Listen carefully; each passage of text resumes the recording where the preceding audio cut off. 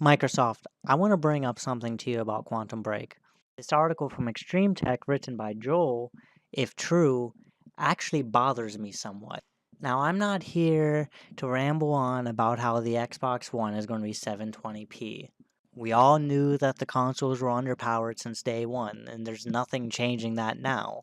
Here's what bugs me about this article, and it's a very brief point in this article. It's only mentioned once, and they don't go any further into it.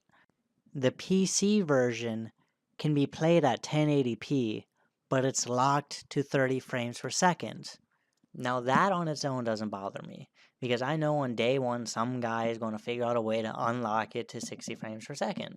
What gets me is this is a bad sign. This says to me that there's a high likelihood that other features are going to be taken out.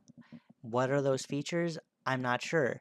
They may remove anti-aliasing, for example, or some other video feature. It may just be you pop it into your computer and it's locked to just basic video settings, no options whatsoever. Now, do I think Microsoft is doing this intentionally to try to entice you to buy the Xbox version of the game? I don't think so. What I think is this is just purely Microsoft not understanding what the PC market wants. Being a PC gamer to me means having freedom that you just otherwise don't get. Everything about being a PC gamer is about having choice. Whether you get your computer pre-built or you build it on your own, how much research you do into your computer, everything requires choice. And we expect that same amount of freedom in our games, whether we want our graphics to be as high as possible and run it at 30 frames per second, or do we want to turn down the graphics and run at 60 frames per second, which actually is what I prefer to do. Now, is PC gaming perfect? No. Sometimes I spend hours troubleshooting why a game won't work properly, and do I enjoy that necessarily? No. But I put up with it because I get to play the games the way I want them to when I finally do get them up and running. And even Phil Spencer, head of Xbox division, has said that PC gaming has become more accessible than ever. So why is it so many times the PC feels like it's just a second thought in just the grand scheme of everything? Now I should probably stop myself before I end up ranting for too long, especially since none of this is confirmed.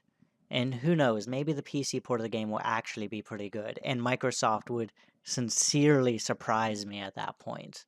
And I want to bring up one more point before I end the video. It seems like every day consoles are becoming more and more like PCs.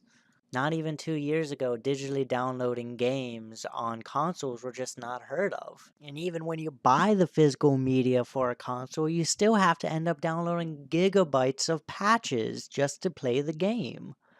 And now there's even talk of bringing a mouse and keyboard to the Xbox One. I mean, how much closer to PC can you get after you give them digital distribution and give them a mouse and keyboard?